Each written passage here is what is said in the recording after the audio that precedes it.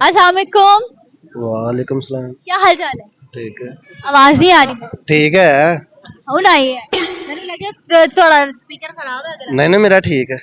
वालेकुम अस्सलाम। बुढ़ी ने ठीक है। करता। बुढ़ी ने करता।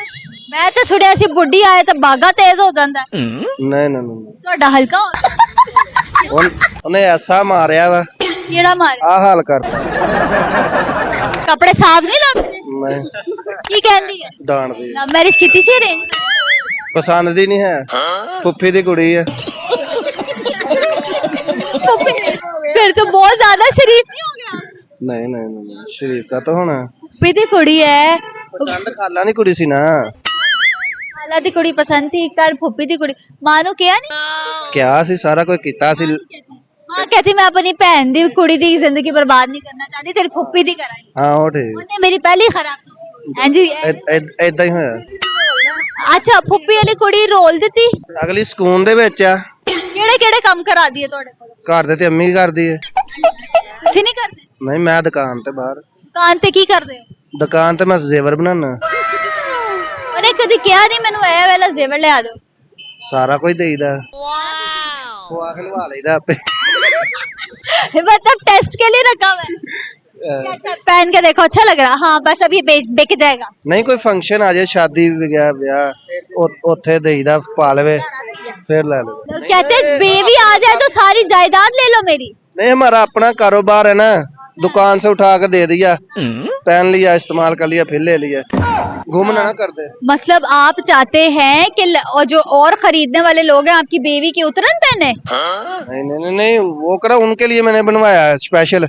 वो तो कस्टमर का उठा कर देना है या अपनी दुकान में से शॉप में से डब्बे में से उतार के देना। जितने भी ज्वेलर्स हैं जो जो लड़कियां देती है ना ज्वेलरी ठीक होने या कस्टमाइज होने सुन लो ये हाल होता है जी वैसे ही होता है। पॉलिश करके दोबारा धो के ना उसको तो फिर गाहक को वापस कर देते हैं। अच्छा मुझे बताए बीवी की दो क्वालिटीज बताइए ਸਾਰੀਆਂ ਨੇ ਬੜੀਆਂ ਨੇ। ਤੁਹਾਡੀ ਕੋਈ ਬੁਰਾਈ ਹੁੰਦੇ ਵਿੱਚ ਉਹਨੂੰ ਇਹੋ ਹੀ ਲੱਗਦੀ ਕਿ ਮੇਰੇ ਤੇ ਗੌਰ ਨਹੀਂ ਕਰਦਾ ਕੇਅਰ ਨਹੀਂ ਕਰਦਾ ਮੇਰੇ। ਹੋਰ ਕਿੰਨਾ ਗੌਰ ਕਰਨਾ ਕਿੰਨੇ ਬੱਚੇ ਆ ਦੋ ਹੋਰ ਕਿੰਨਾ ਗੌਰ ਕਰਨਾ ਦੋ ਬੱਚੇ ਤੇ ਹੋ ਗਿਆ ਨਹੀਂ ਨਾ ਫਿਰ ਵੀ ਮੈਨੂੰ ਪਸੰਦ ਨਹੀਂ ਹੈ। ਅੱਛਾ ਦੂਜੀ ਕਰਨੀ ਆ ਆ ਦੂਜੀ ਉਹ ਹੀ ਖਾਲਾਂ ਦੀ ਕੁੜੀ ਲੱਭ ਜੇ ਤੇ ਬੜੀ ਗੱਲ ਹੈ। ਖਾਲਾ ਦੀ ਕੁੜੀ ਦੀ ਆਪ ਸ਼ਾਦੀ ਨਹੀਂ ਉਹਦੀ ਨਹੀਂ ਹੋਈ ਹਜੇ। ਨਹੀਂ ਨਾ ਮੇਰੀ ਉਮਰ ਦੀ ਆ ਮੇਰਾ ਇੰਤਜ਼ਾਰ ਕਰਨ ਦੇ। ਇੱਕ ਪੈਰ ਤੇ ਕਬਰ ਚ ਹੈਗਾ ਉਹ ਮੇਰੀ ਉਮਰ 22-23 ਸਾਲ ਆ ਆ ਹਾਲ ਵਿਆਹ ਨੇ ਕਰਤਾ ਵਾ। 22-23 ਸਾਲ ਆਈਡੀ ਕਾਰਡ ਵਿਖਾਓ ਮੈਨੂੰ ਆਈਡੀ ਕਾਰਡ ਵੇਖਣ ਲੱਗੇ अच्छा जी डेट ऑफ बर्थ 1997 हो गए होंगे कितने हो 28 साल के ਹਾਂ लग रहे हो तुसी 31-32 दे हो लगन में 35 का ही लगन मैं दिखा दूं ये देख ले है। लगन को मैं 35 का भी लग रहा हूँ लेकिन उम्र नहीं है मेरी इतनी।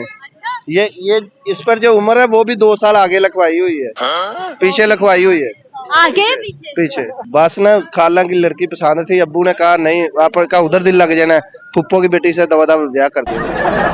तब कर दिया फुप्पी ने सुन लिया और ना फुप्पी ने फसाद डाला आदर कलेश डालने हाँ सही। फुप्पी तो कितनी फप्पे फुप्पी शरीफ है। फुप्पी अच्छा फुप्पी शरीफ है और फुप्पी दी कुड़ी दी अन्नी बुराइयां कर चुका है बंदा वो हले तक फुप्पी दी कुड़ी बीवी बन गई ऐस तो बुराई कर रहे हो या फुप्पी दी कुड़ी ऐस तो बुराई कर रहे हो। नहीं नहीं नहीं फुप्पी दी कुड़ी भी शरीफ है लेकिन जो अपने आप ध्यान नहीं आना